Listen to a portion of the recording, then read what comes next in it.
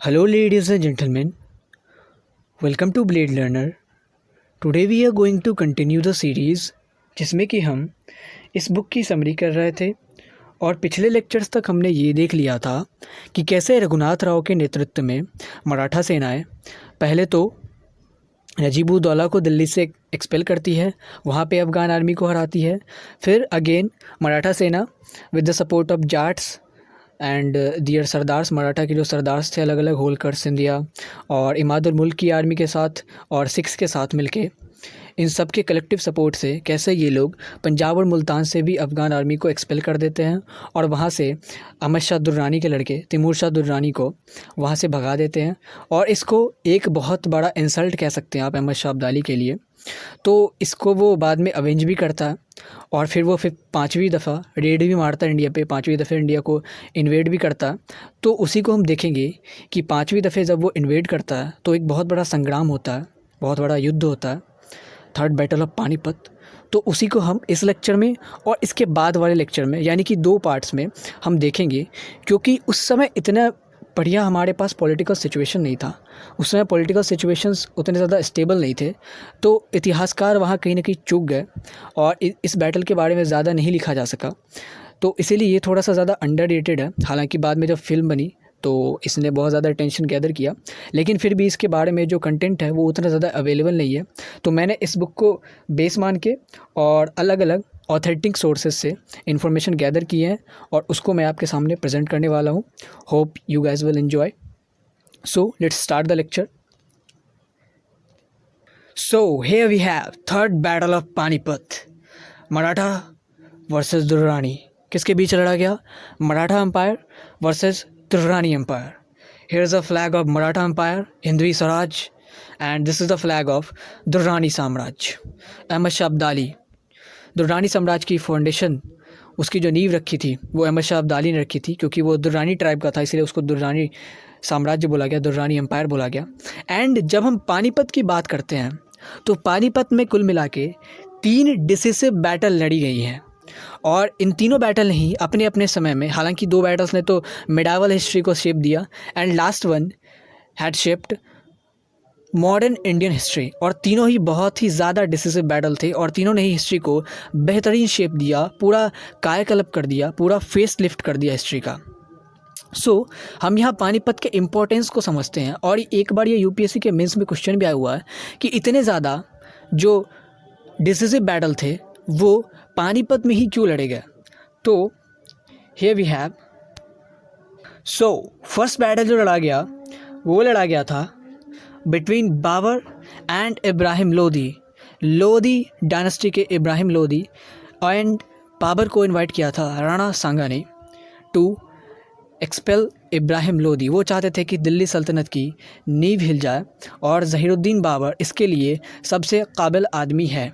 तो बाबर और इब्राहिम लोदी के बीच लड़ाई होती है पानीपत में, और इससे क्या होता है, that war led the foundation of Mughal empire, जिसने 200 सालों तक पूरी दुनिया को डैज़ल किया through his victories, achievements, splendour and grandeur. और इससे दिल्ली सल्तनत का एंड हो जाता है। एंड सेकेंड वॉर जो कि लड़ा गया हेमू विक्रमादित्य, जो कि शेरशाह सूरी के सक्सेसर के कमांडर इन चीफ थे, उनके और अकबर के बीच, जो शेरशाह सूरी के सक्सेसर थे आदिल शाह सूरी, उनकी तरफ से लड़ रहे थे। तो इससे क्या डिसीजन निकलता है, इसमें हेमू की हार होती है और बाद में उनको मार भी दिया जाता है। तो इससे क्या डिसीजन निकलता है कि दिल्ली पे और पूरे इंडिया पे वो जो रूल करेगा वो मुग़ल एम्पायर ही रूल करेगा, क्योंकि हुमायूं के शासन को, हुमायूं के रूल को चैलेंज करते हेमू विक्रमादित्य, और बाद में उनको अकबर से डिफीट का सामना करना पड़ता है, जो अकबर की आर्मी बैरम खान के द्वारा लीड करी जाती है उसके द्वारा। और बैरम खान इसमें सबसे इंपॉर्टेंट प्लेयर होता है इस पूरे वॉर में, सेकेंड बैटल ऑफ पानीपत में। And the third battle that we are going to discuss now is between Marathas and Durranis, Marathas और दुर्रानी के बीच ये लड़ा गया। एंड इससे क्या होता है, मराठाओं का हिंदवी स्वराज का जो सपना है, अखंड भारत का सपना, वो चूर चूर हो जाता है and decline of Maratha imperialism हो जाता है। और इसके बाद हम देखेंगे, जब हम आफ्टर शॉक्स देखेंगे थर्ड बैटल ऑफ पानीपत का, तो उसमें से एक ये भी है कि जो मराठा साम्राज्य बन सकता था वो बाद में थर्ड बैटल ऑफ पानीपत के बाद मराठा संघ बन के रह जाता है। 5 अलग अलग पार्ट्स में डिवाइडेड हो जाता है। डिवाइडेड तो हालांकि पहले से भी थे सरदार्स के रूप में, लेकिन बाद में फिर वो ऑफिशियली डिवाइड हो जाते हैं। हर एक के बीच अपने अपने मनमुटाव पैदा होने लग जाते हैं और वो एक दूसरे के खिलाफ लड़ना भी शुरू कर देते हैं। तो ये भी हम देखेंगे।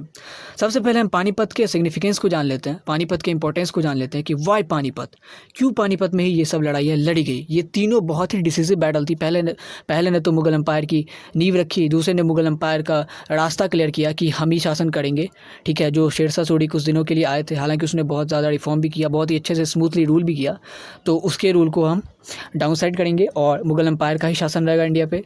एंड थर्ड वन जो कि थोड़ा सा अंडररेटेड है because of the contemporary political situation, जो कि बहुत ज़्यादा अनस्टेबल थे, तो इतिहासकार उतना अच्छे से कंपाइल नहीं कर पाए उस टाइम की हिस्ट्री को। सो हम इस वीडियो में उसी को जितना कॉम्प्रिहेंसिव हो सके, इस वीडियो में और आने वाले वीडियो में 2 पार्ट्स में जितना कॉम्प्रिहेंसिव हो सके उतना कॉम्प्रिहेंसिव पढ़ने की कोशिश करेंगे। एंड ये मेरी एक छोटी सी कोशिश है आप लोगों के लिए।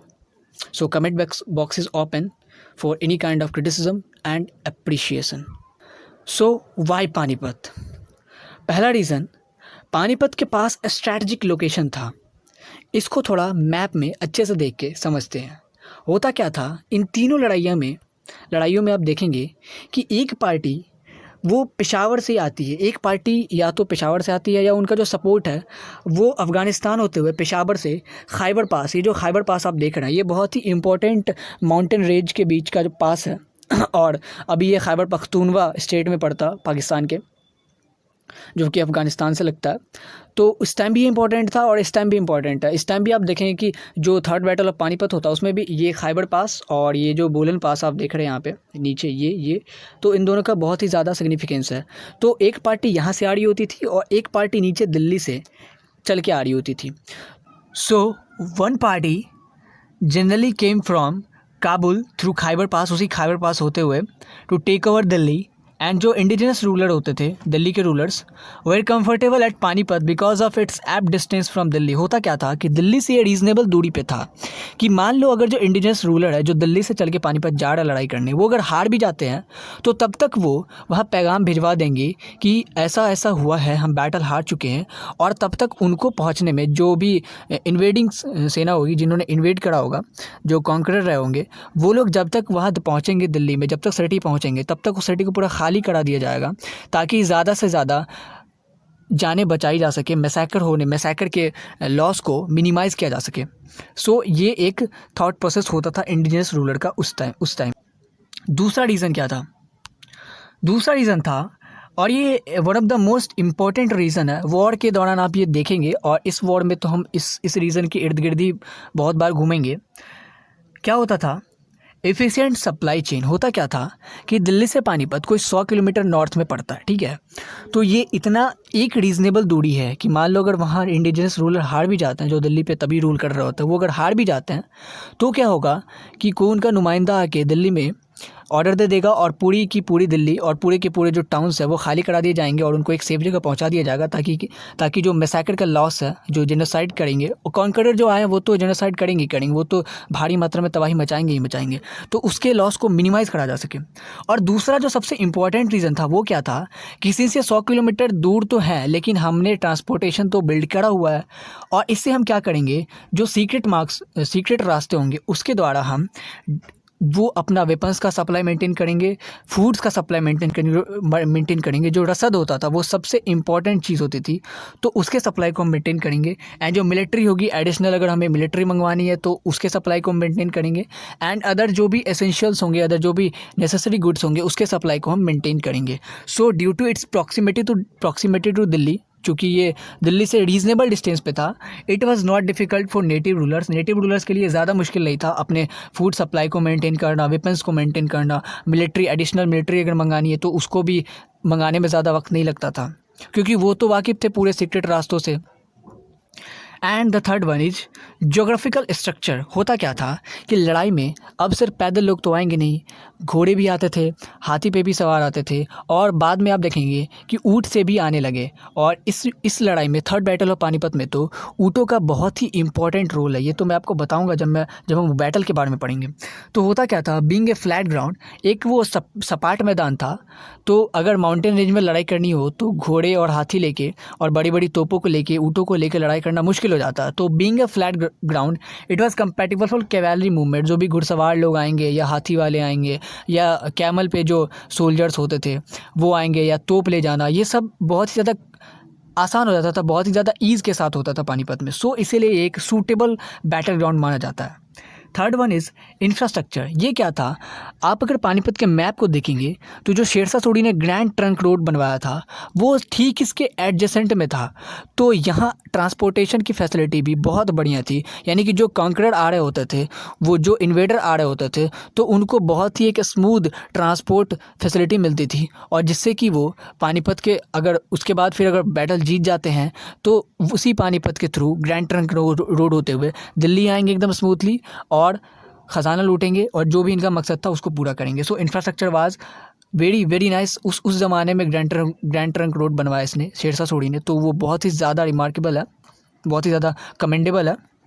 सो ये एक गुड ट्रांसपोर्ट फैसिलिटी भी प्रोवाइड करता था। That's why it was an attractive destination, battle destination for every invader. हर एक कॉन्करर के लिए ये एक अट्रैक्टिव बैटल डेस्टिनेशन होता था। Then the third one was war compatible weather. अब क्या होता है कि अगर किसी जगह पे ज़्यादा मानसून है या ज़्यादा गर्मी पड़ रही है या ज़्यादा ठंड पड़ रही है, हर चीज़ अगर एक्सट्रीम में है तो वॉर रोकनी पड़ती है। अगर ज़्यादा बरसात है तो सोचो कैसे लड़ाई होगी, या ज़्यादा ठंड है तो कैसे लड़ाई होगी, या ज़्यादा गर्मी है तो कैसे लड़ाई होगी, क्योंकि हर एक लोगों का मेटाबॉलिज्म एक टाइप का नहीं होता। जैसे अफ़गानी लोग ठंड में ज़्यादा अच्छे से लड़ पाते हैं बनिस्बत की गर्मियों में, तो गर्मियों में वो ज़्यादा कंफर्टेबल नहीं फील करेंगे, और यहाँ के नेटिव्स गर्मियों में ज़्यादा अच्छे से लड़ पाते ठंड में, ठंड के बनिस्बत। सो ये वॉर कंपैटिबल वेदर था। शॉर्ट मानसून होता था, मानसून भी बहुत छोटा होता था, और जो गर्मी होती थी वो ना तो एक्सट्रीम होती थी ना ठंडी एक्सट्रीम होती थी। तो ये वॉर के लिए एकदम कंपैटिबल सिचुएशन होता था, एकदम बढ़िया जोग्राफिकल स्ट्रक्चर पे, जोग्राफिकल लोकेशन पे ये था।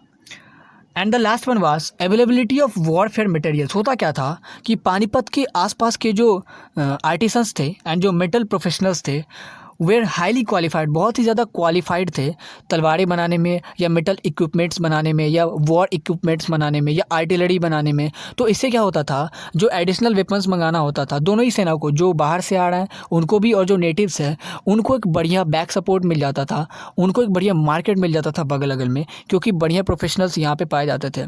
तो इससे क्या होता था, वॉर जो था ईज़ से फंक्शन करा जाता था, वॉर बहुत ही ईज़ के साथ फंक्शन होता था और लड़ाई में ज़्यादा दिक्कतें नहीं आती थी। तो ये सब फायदे थे पानीपत में लड़ाई करने के। इसीलिए पानीपत में ये तीनों बैटल हुए, डिसिसिव बैटल और बहुत ही इंपॉर्टेंट बैटल।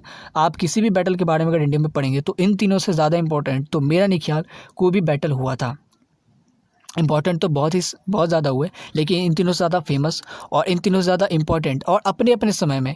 हालांकि अगर बैटल के हिसाब से माने तो बैटल ऑफ प्लासी अभी हमारे लिए इंपॉर्टेंट है, क्योंकि बाद में उसके तभी किसी को नहीं मालूम था कि ये लोग एक दिन सुपीरियर बन जाएंगे, ये लोग एक दिन राज करेंगे ब्रिटिशर्स के बारे में। तो बैटल ऑफ प्लासी तभी के लिए उतना इंपॉर्टेंट था भी नहीं, और मराठाओं ने तो इसको जाने दिया, लेट इट बी, क्योंकि वो चाहते थे कि बंगाल से नवाबों का शासन हटे, बंगाल पे मुगल शासन कमज़ोर पड़े, तो उन्होंने ऐसे ही जाने दिया। वो लोग चाहते तो रोक सकते थे बैटल ऑफ प्लासी और बुरी तरह हराते अंग्रेज़ों को, लेकिन उन्होंने ऐसा जाने दिया क्योंकि उनको क्या पता था कि ये आगे चल के सुपीरियर बन जाएंगे, ये आगे चल के सोवरेन बन जाएंगे और हमें इनके अंदर रहना पड़ेगा, हमें ये मार के भगा देंगे।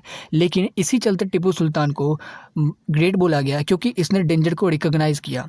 वो कहते हैं कि the first step to fight a danger is to recognise it. पहले तो आप रिकॉग्नाइज़ करो तभी आप लड़ पाओगे। तो टीपू सुल्तान और हैदर अली दोनों ने ही अंग्रेज़ों को रिकॉग्नाइज़ किया कि इनके मंसूबे बहुत ही सही नहीं है और इनको हमें रोकना पड़ेगा जल्द से जल्द। और ये किसी ने उस समय नहीं किया, ना तो मराठा इनको पकड़ पाया, ना निज़ाम इनको पकड़ पाया, और कोई भी इनको नहीं पकड़ पाया। इसीलिए अंग्रेज़ सबको सरपास करते हुए सुपीरियर बन जाते हैं। सो ये था पानीपत का सिग्निफिकेंस, ये थी पानीपत की इंपॉर्टेंस। नाउ बैटल के रीज़न की तरफ एक बार देख लें। So the first reason and the obvious one was कि डिक्लाइन ऑफ मुगल एम्पायर जो कि एक टाइम में बहुत ही बड़ा एम्पायर, बहुत ही वास्ट था एंड बहुत ही बढ़िया एकदम केपेबल मिलिट्री वाला एम्पायर था, वो बहुत ही ज़्यादा डिक्लाइन पे था। और इसके पास तो अपनी प्रॉपर फंक्शनिंग आर्मी भी नहीं थी। इमाद उल मुल्क की आर्मी से मुगल एम्पायर चल रहे थे। और बाद में तो अहमदिया समझौता होता है, जो ट्रीटी होती है 1752 में, मैंने पिछले लेक्चर में बताया था आपको कि उसके बाद मराठास जो हैं वो डिफेंडर बन जाते हैं, ऑफिशियल डिफेंडर बन जाते हैं मुगलों के। तो इसलिए सबको पता चल गया था बाहरी इन्वेडर्स को कि ये अब यहाँ इन्वेड करना बहुत ही ज़्यादा आसान हो चुका है। तो ये एक रीज़न था। सेकेंड वन वाज कि रघुनाथ राव ने जो एक्सपेडिशन को लीड किया और बाद में तिमूर शाह दुर्रानी को एक्सपेल किया, पंजाब और मुल्तान में मराठा शासन को स्थापित किया, इंस्टीट्यूट किया, इसने अहमद शाह अब्दाली को बहुत ही ज़्यादा घाव दी और इससे वो बहुत ज़्यादा एम्बेरस फील हुआ और इसके बाद वो अवेंज करने की कोशिश करता है। Third one was expelling of Najibuddaula. And Najibuddaula was, आप जितना भी लो सोच सके, जितना भी गिरा हुआ ज़मीर का सोच सके, उससे भी ज़्यादा गिरा हुआ नजीबुद्दौला का ज़मीर था। He was a man with very very very low spirit. इसने सभी को चूना लगाया, मतलब इसके जितना ज़मीर किसी का भी नहीं गिरा। आज तक मैंने हिस्ट्री में जितने भी लोगों को पढ़ा तो नजीबुद्दौला जितना ज़मीर किसी का भी नहीं गिरा था। He was the man of very very I mean to say minimum low spirit, मतलब इससे कम ह्यूमन स्पिरिट किसी के पास नहीं थी। तो इसको जब हटा दिया, क्योंकि ये एलाई था अहमद शाह अब्दाली का, तो और भी ज़्यादा एक इंसल्ट हो जाता है कि इसको हमने बिठाया दिल्ली पे मीर बख्शी बनाकर, इसको तुम एक्सपेल कर देते हो, हमारा नुमाइंदा था ये। And the fourth one was कि अब पंजाब और मुल्तान पे मराठाओं का कब्ज़ा है। और चूंकि ये दोनों क्षेत्र तो अहमद शाह ने उसको दिए थे, अहमद शाह बहादुर, मुगल एम्पायर की बात कर रहा हूँ मैं, अहमद शाह बहादुर ने अहमद शाह अब्दाली को दिए थे एज एन अपीजमेंट। जब वो अटैक करता तब अहमद शाह बहादुर को ये दोनों क्षेत्र देने पड़ते हैं। तो ये तो ऑफिशियली तो उनके कब्जे में है, अहमद शाह अब्दाली के कब्जे में होना चाहिए, लेकिन इस पे कब्जा कर लेते हैं मराठास अपने विल पावर की वजह से और अपने मिलिट्री पावर की वजह से। तो यहाँ 2 कंटेंडर फॉर पंजाब आ जाते हैं कि पंजाब के लिए पंजाब एक, और 2 कंटेंडर, 2 दावेदार। तो अब तो लड़ाई ठन्नी थी, तो लड़ाई होती है। और हम अब पढ़ेंगे द की प्लेयर्स।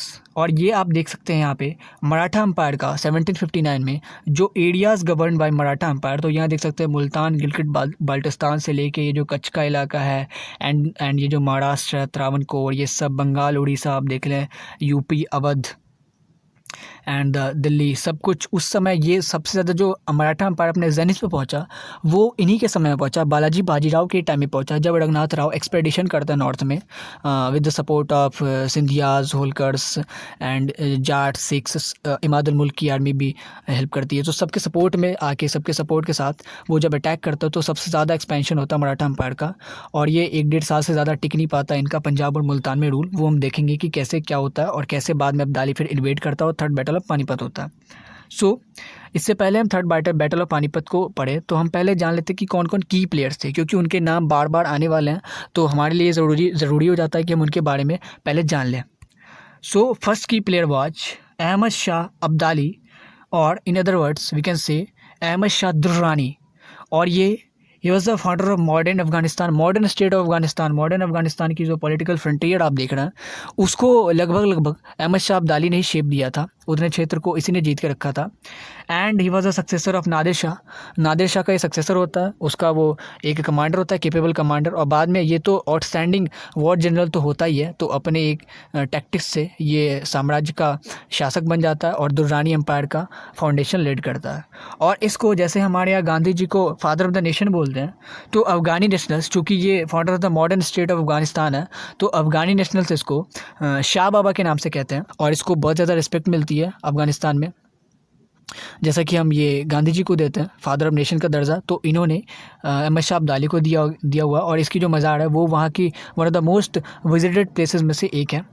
एंड अगर इसके फिजिकल एंड मेंटल फीचर की बात करें तो he was very capable war general and an outstanding diplomat. इसकी जो सबसे कातिल चीज़ थी इसकी वॉर कैपेबिलिटी से भी ज़्यादा जो इसकी घातक चीज़ थी वो आप देखेंगे जब हम थर्ड बैटल ऑफ पानीपत के बारे में पढ़ेंगे, वो थी इसकी डिप्लोमेसी, कमाल की डिप्लोमेसी। उस टाइम ऐसे डिप्लोमेसी किसी के पास नहीं थी, और डिप्लोमेसी वॉर से पहले करी जाती है। अगर आपकी डिप्लोमेसी सही है तो वॉर तो आधा आप तभी जीत गए। तो डिप्लोमेसी से ही इसने मराठाओं को बहुत ही घातक ब्लो दिया, बहुत ही फैटल ब्लो दिया, और जिससे कि मराठास कभी नहीं उभर पाए। और उनका मराठा इंपीरियलिज्म का सपना, हिंदवी स्वराज का सपना, अखंड भारत का सपना, दिल्ली जीतने का सपना, वो सपना ही रह जाता है। So the next one in the chain we have is Sadashiv Rao Bhau. ये मराठास के कमांडर इन चीफ होते हैं इस एक्सपेडिशन में, जो कि थर्ड बैटल ऑफ पानीपत में भाग लेती है मराठा सेना। और ये बाजीराव फर्स्ट, जो कि फाइटिंग पेशवा के नाम से जाने जाता है, जिन पे की मूवी बनी है बाजीराव मस्तानी, उसके भतीजे होते हैं, चिन्माजी अप्पा के लड़के। And he was very capable war general, और थोड़े से यंग थे, कहा जाता है कि 29 साल के थे जब Panipat third battle of Panipat लड़ा जाता है, और थोड़े से इनएक्सपीरियंस्ड भी कह सकते हो एज़ कम्पेयर टू अब्दाली, क्योंकि उसकी उम्र 39 साल थी। लेकिन इन्होंने बहुत ही ज़्यादा वॉर का, इनको बहुत ज़्यादा एक्सपीरियंस था, और इन्होंने बहुत ज़्यादा सक्सेसफुल एक्सपेडिशन भी करा था, सक्सेसफुल कैंपेन्स भी करे थे। जैसे कि साउथ इंडिया में आप देखेंगे कि बैटल ऑफ उदगिर कर रहे थे जब दत्ताजी सिंधिया की मृत्यु होती है अहमद शाह अब्दाली और नजीबुद्दौला के हाथों, वो आप देखेंगे आगे। तो ये बैटल ऑफ उदगिर में थे, और वहाँ पे ये विजयी होते हैं और निज़ाम को हराते हैं दौलताबाद में, दौलताबाद फोर्ट को एनेक्स कर लेते हैं। सो एक बहुत ही बड़ी विक्ट्री थी ये पेशवाओं की। And he was the Diwan of Nana Saheb Peshwa, जिनको कि बालाजी बाजीराव भी बोला जाता है, उसके ये दीवान थे। और इनको भाव भी कहते हैं इनके वैलोर के लिए, इनको सम्मान के रूप में। आप देखेंगे अगर पानीपत, तो अर्जुन कपूर ने इन्हीं का रोल निभाया, सदाशिव राव भाव का। And he was of young character with over wearing attitude. ये थोड़े से रोबदार नेचर के थे।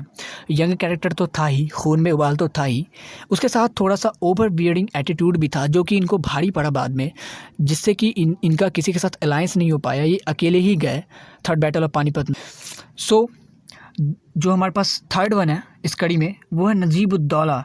और अगर हम किसी एक आदमी को रीज़न माने इस थर्ड बैटल ऑफ पानीपत का, तो वो नजीबुद्दौला होगा, क्योंकि इसने सभी को चूना लगाया घूम घूम के। इसने अब्दाली को अपने लिए यूज किया, आप समझ सकते हैं, अब्दाली को यूज़ किया इसने अपने फ़ायदे के लिए। वो हम देखेंगे जब आगे जब वॉर के बारे में पढ़ेंगे। As I have already told you कि he was the man with low human spirit. सबसे ज़्यादा, अगर आप जितना ज़्यादा गिरा हुआ ज़मीर सोच सकते हैं, उससे भी ज़्यादा गिरा हुआ था इसके पास। And he was the Rohilla chief. Rohilla जो अफगानी ग्रुप था, नोबल ग्रुप मुगल कोर्ट में, उसका वो चीफ था। एंड मीर बख्शी भी था उस टाइम, क्योंकि इसको मीर बख्शी बनाया था उसने, अहमद शाह अब्दाली बना के गया था। और इसके साथ एक स्टोरी है, इसकी एक चूना लगाने की आप कहानी ऐसे समझो कि इसको जब एक्सपेल करते हैं मराठास वहाँ से 1758 में, जब 1758 में जब रघुनाथ राव के नेतृत्व में सेना जाती है, तो ये लोग जब इसको एक्सपेल करते हैं तो इसको कैद कर लिया जाता है, इम्प्रिजन कर लिया जाता है। फिर इसने ऐसा मस्का लगाया मल्हार राव होलकर को, जो कि होलकर चीफ होते हैं और बहुत ही केपेबल कमांडर होते हैं मराठाओं के। उनको ऐसा चूना लगाया, ऐसा मस्का लगाया उनको, ऐसा मस्का लगाया कि उनको बाद में इनको रिहा करना पड़ा, ये सोच के कि भाई ये तो बहुत ज़्यादा शरीफ आदमी, इसको तो हम फिजूल का कैद में खड़े हुए हैं। सो ये इतना ज़्यादा लो ह्यूमन स्पिरिट का था, इतना ज़्यादा फ्लैटर था ये। Now staunchest supporter of Ahmad Shah Abdali का ये सबसे ज़्यादा मजबूत सपोर्टर था, स्टॉन्चेस्ट सपोर्टर। इसने अहमद शाह अब्दाली को थ्रू आउट द वॉर, चाहे आप फोर्थ रेड देख ले या ये बैटल ऑफ पानीपत में देख ले, through out the war support किया। इसलिए नहीं क्योंकि ये उसमें विश्वास रखता था, इसलिए क्योंकि उसके साथ इसके इंटरेस्ट कनेक्टेड थे, इसीलिए। And he was a founder of Najibabad city. आप बिजनौर डिस्ट्रिक्ट जाएंगे यूपी में, तो वहाँ पे नजीबाबाद है, तो उसका ये फाउंडर यही था, नजीबाबाद उस सिटी का। Now the fourth one we have was Shujauddaula. Shujauddaula was the then Nawab of Awadh. और इसको आप देखेंगे बैटल ऑफ बक्सर में भी, जब ब्रिटिश ईस्ट इंडिया कंपनी हराती है शाह आलम, शुजाउद्दौला और मीर कासिम के, तीनों के कलेक्टिव सेनाओं को, तो उसमें भी हम देखेंगे। So he was the Nawab of Awadh and he was a man with hard core finances. इसके पास बहुत ही ज़्यादा मात्रा में पैसा था वॉर को फाइनेंस करने के लिए, इसीलिए मराठाओं को चाहिए था कि इसको अपने पाले में करते तो इनको पैसे की कभी कमी नहीं होती। और जो फाइनेंशियल सपोर्ट था वॉर के दौरान, जो कि आप फूड को मेंटेन करने में पड़ता या वेपन्स को मॉडर्नाइज करने में पड़ता, तो ये सब ये बढ़िया से फाइनेंस कर सकता था। लेकिन मराठास अपनी ओवर वियरिंग एटीट्यूड के कारण इसको अलाइव बनाने में सक्सेसफुल नहीं रहे। और वहीं पर अहमद शाह अब्दाली, जिसने इसको फोर्थ रेड में हराया था, अपनी फोर्थ बार चौथी दफ़े जब इसने इन्वेड करा था अहमद शाह अब्दाली, जब ये मथुरा तक घुस गया था, तब इसको इसने बहुत ही बुरी तरह हराया था। उसको ये फिफ्थ रेड में, जब ये थर्ड बैटल ऑफ पानीपत होता है, तो अपने साथ ले जाता है, अपने साथ मिला लेता है। ये उसकी डिप्लोमेसी का एक उदाहरण समझो। इसको पिछली बार हराया एंड देन इसको अपने में मिला लिया। और अलग अलग वजह देखिए, मज़हब का, और ये भी था कि अहमद शाह अब्दाली के इन्फ्लुएंस में आके कि अब अगर नहीं इसके साथ होंगे तो ये अटैक कर देगा, तब तो हम वैसे भी नहीं रहेंगे। तो ये भी एक रीज़न हो सकता है। तो इसको उसने अपने में मिला लिया, और ये एक उसकी डिप्लोमेसी का आप एक बढ़िया एग्जाम्पल देख सकते हो। और मराठास की कितनी पुअर डिप्लोमेसी थी और कितना ज़्यादा वो लैक करते थे सोशल कनेक्शन में, वो आप इसमें देख सकते हो। एंड ये इसका एक रीज़न भी है कि मराठास ने घूम घूम के सबसे टैक्स वसूला था इन सब से, चाहे आप राजपूताना से देख ले या अवध से देख ले या आप जाटों से देख ले, बुंदेलों से देख ले, सबसे इन्होंने चौथ वसूला था, सबसे इन्होंने टैक्स लिया घूम घूम के, क्योंकि वो तभी बहुत ज़्यादा पावरफुल थे। तो सब इनसे नाराज़ थे, ठीक है कि, और मैसूर से भी सबसे इसने टैक्स वसूला था, तो सब इससे नाराज़ थे। तो कोई इनका साथ लेने भी नहीं आया, और इनको साथ लेना आता भी नहीं था, अपने मिलाना आता भी नहीं था, इतने काबिल ये डिप्लोमेट थे भी नहीं। So he was earlier defeated by Abdali in his 4th invasion and allied Abdali in the 3rd battle of Panipat. चौथी बार जब वो अटैक करता तब उसने इसको हराया था, और जब 5वीं बार आता 3rd बैटल ऑफ पानीपत जब होता तो ये उसके साथ आ जाते हैं। ये आप डिप्लोमेसी का उदाहरण देखिए अब्दाली की। Now the next one we have was Vishwas Rao. ये कौन होते हैं? एक्चुअली जो मेन फिगर होते हैं वो यही होते हैं, लेकिन डी फैक्टो जो कमांडर इन चीफ होते हैं वो होते हैं सदाशिव राव। तो इन्हीं को बना के भेजा जाता है हेड इस एक्सपेडिशन का, क्योंकि मराठास बहुत ही ज़्यादा ओवर कॉन्फिडेंट थे। उनको तो लग रहा था, क्योंकि उन्होंने पहले भी अफगानी आर्मी को हराया था, तो इनको लग रहा था कि इनको तो हम वैसे ही हरा देंगे। लेकिन उन्होंने ये नहीं देखा था कि हमने जिसको हराया था पीछे, वो अहमद शाह अब्दाली के द्वारा लीड की गई आर्मी नहीं थी। उसको या तो तैमूर शाह दुर्रानी लीड कर रहे थे या उसको नजीब-उद-दौला लीड कर रहा था। तो इस बार अहमद शाह अब्दाली से हमारी लड़ाई होने वाली है, ना कि उसके साये से। तो यहाँ वो चूक गए, क्योंकि वो अपने दुश्मनों को अंडरस्टिमेट कर गए, उसको रिकॉग्नाइज़ नहीं कर पाए। ये बहुत ही बड़ा ब्लंडर है। ये आप देखेंगे कि अंग्रेज़ों के साथ भी किया, और मराठाओं को भी बहुत ज़्यादा अंडरस्टिमेट किया मुग़लों ने। जब औरंगज़ेब था तो इसने भी इसको बहुत ज़्यादा अंडरस्टिमेट किया मराठाओं को, और बाद में ये देखेंगे, आप देखा कि कैसे ये मुग़लों के ऊपर ही चढ़ जाते हैं। So he was the son of Balaji Bajirao, और 16 साल के करीब थे वो जब वो इस एक्सपेडिशन को लीड करते हैं, और बहुत ही काबिल, बहुत ही वीर आदमी, बहुत ही valour warrior, and accompanied his uncle Sadashiv Rao in the battle of Panipat at the age of 16 years, और वहाँ पे उनको शहादत मिलती है। ये दोनों मारे जाते हैं, सदाशिव राव और विश्वास राव दोनों ही, और इससे बहुत ही भारी ब्लो मिलता है मराठा एम्पायर को, क्योंकि ये दोनों बहुत ही केपेबल आदमी थे। ये दोनों आगे फ्यूचर में बहुत ही ज़्यादा काम आने वाले थे, बहुत ही अच्छे से सर्व करते मराठा एम्पायर को।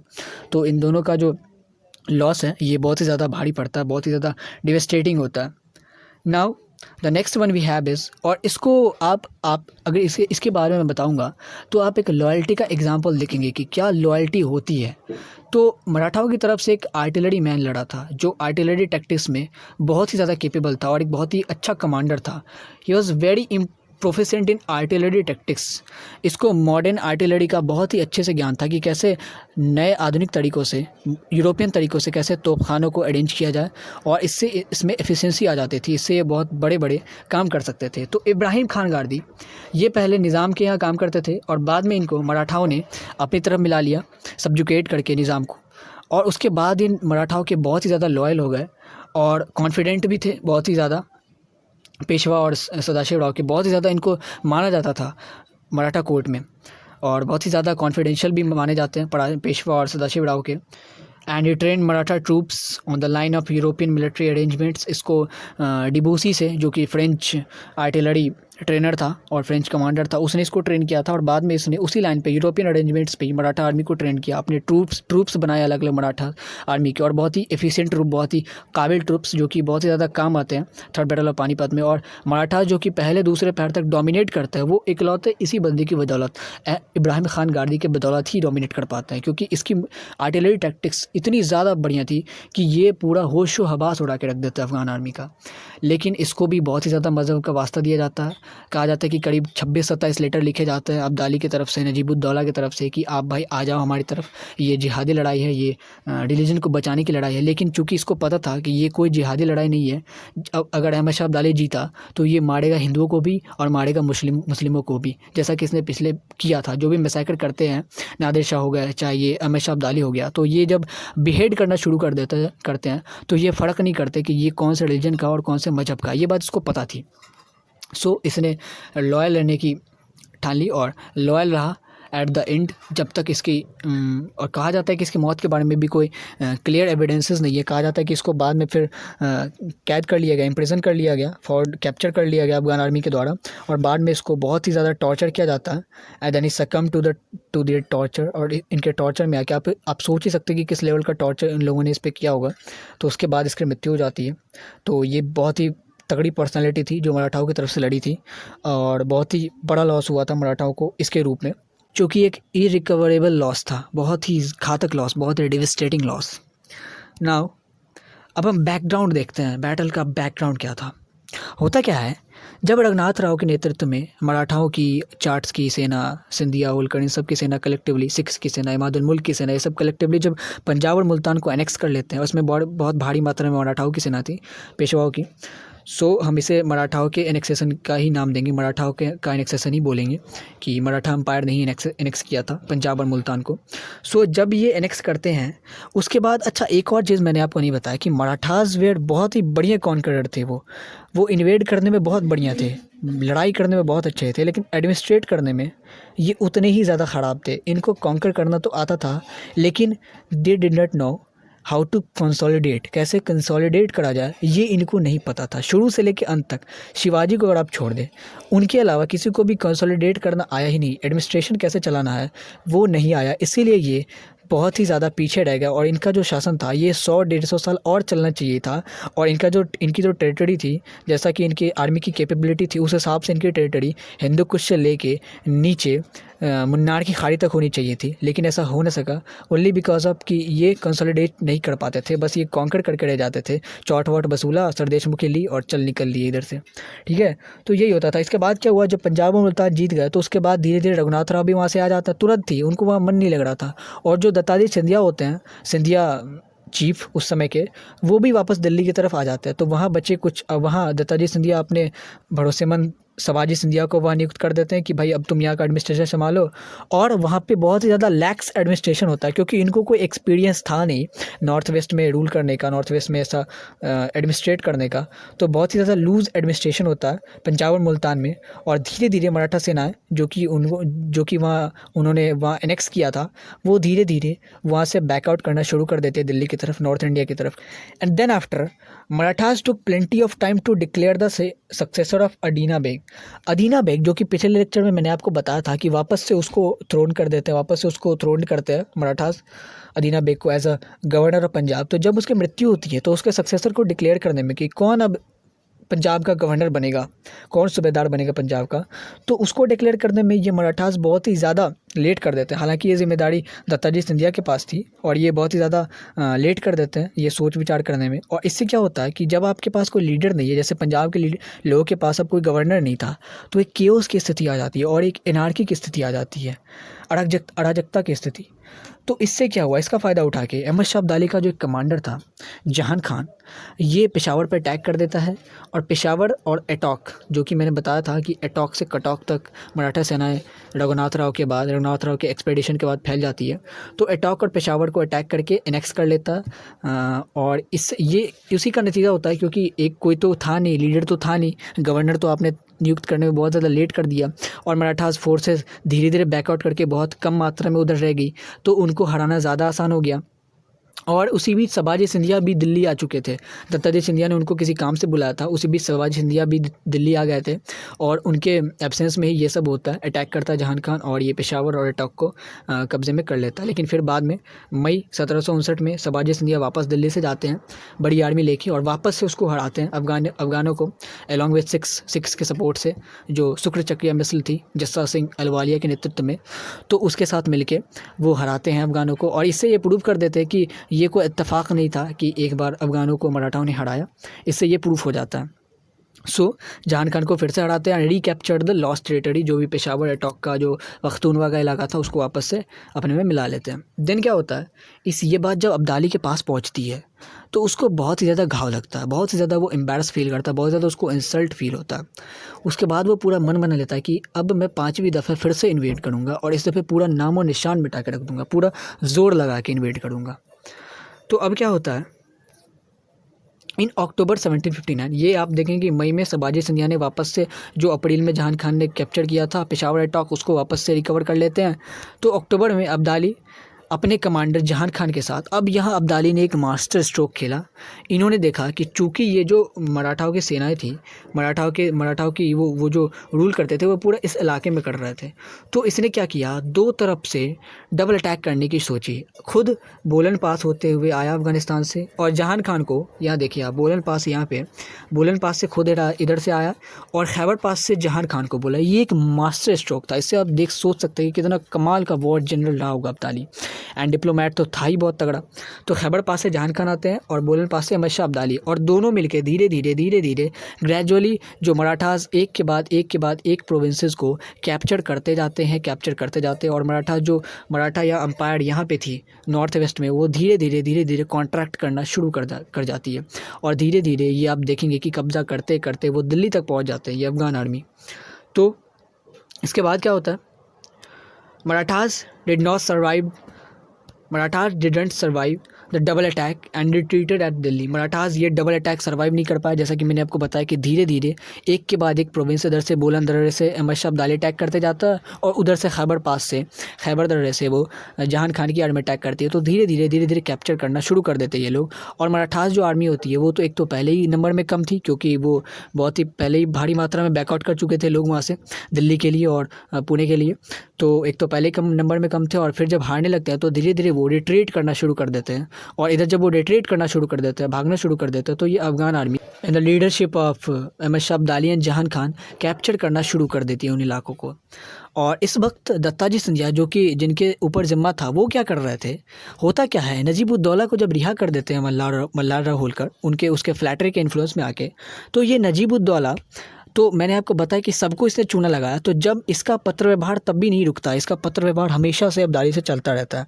तो जब इसको पता चलता है कि अब्दाली दोनों तरफ से अटैक कर रहा है, बोलन दर्रे से भी और खैबर पास से भी, तो ये इधर रेबेल करना शुरू कर देता है। और बाद में आप देखेंगे कि दत्ताजी सिंधिया इसको शांत करने के लिए, इसको हैंडल करने के लिए रोहिलखंड की तरफ जाते हैं, इसको हैंडल करने के लिए।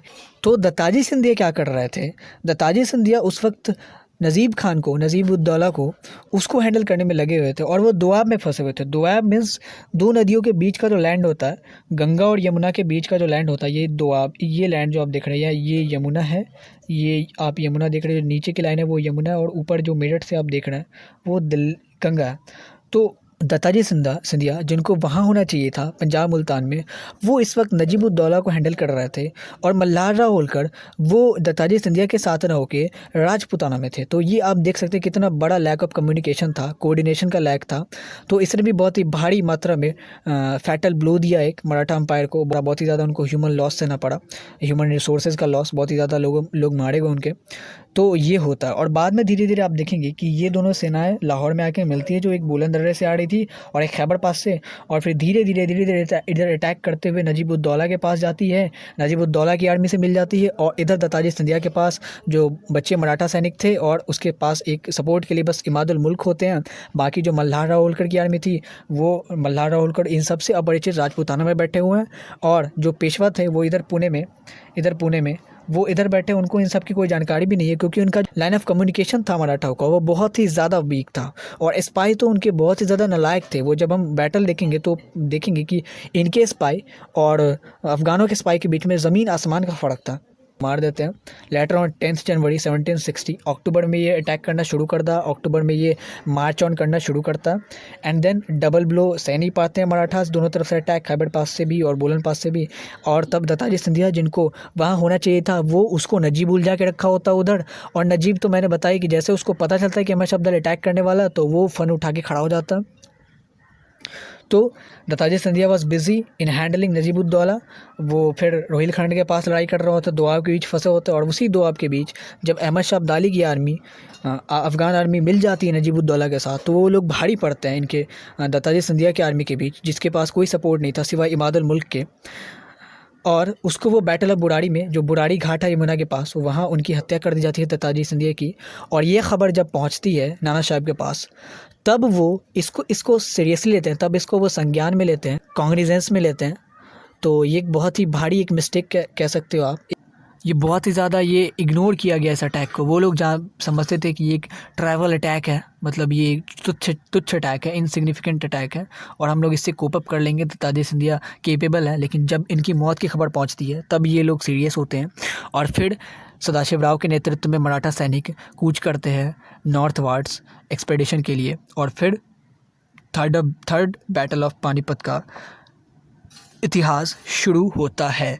सो नेक्स्ट लेक्चर में हम यही देखेंगे कि कैसे दत्ताजी सिंधिया की मौत के बाद सदाशिवराव भाऊ को बुलाया जाता है, फिर उनको आर्मी के साथ डिस्पैच कर दिया जाता है एंड देन उसके बाद थर्ड बैटल ऑफ पानीपत कैसे होता है, क्या क्या गलतियां मराठा होने की और क्या क्या एडवांटेजेस अब्दाली को मिले और किस लिए उसकी जीत हुई और किस लिए इनकी हार हुई और आफ्टर शॉक्स भी देखेंगे, आफ्टर इफेक्ट भी देखेंगे मराठास के हारने का कि क्या क्या आफ्टर इफेक्ट होते हैं मराठास के इस थर्ड बैटल ऑफ पानीपत के जिसमें कि मराठास हारते हैं। तो ये सब हम अगले लेक्चर में देखेंगे। चूँकि ये अंडररेटेड बैटल था और थोड़ा सा ये अलग अलग सोर्सेज से इन्फॉर्मेशन गैदर करने में थोड़ा सा वक्त लगा, इसीलिए ये वीडियोस ये और ये आने वाली वीडियोस दोनों वीडियोस बनाने में थोड़ा सा वक्त लगा और hope you will appraise my effort, hope you will appreciate the effort and comment box is open for any kind of criticism and appreciation. So hope you have enjoyed the learning. Keep learning, keep growing. Have a good day.